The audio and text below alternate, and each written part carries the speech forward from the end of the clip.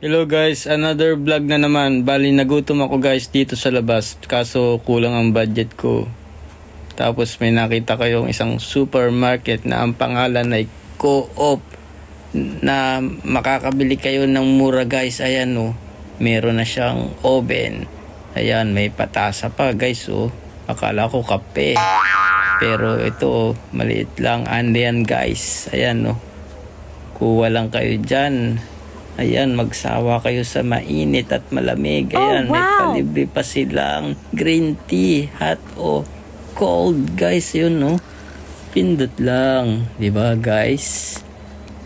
Tipid tips tayo ngayon. Ayan, guys, oh, may tika na. Bali, kahit ilang balik ka dyan, guys, kasi unlimited dyan.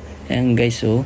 Bali, nakabili na ako ng tinapay dyan sa Co-op. Ang pangalan ng supermarket. Pag may malapit sa inyo, guys. Ayan oh, di ba? Nakatipid ako kaysa mag fast food. Ayan guys oh.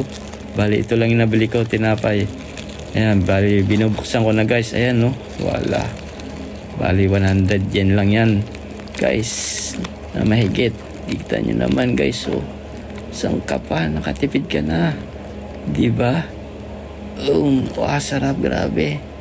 Kumpara mo sa McDo guys. Ayan oh. Dito ka na sa Co-op.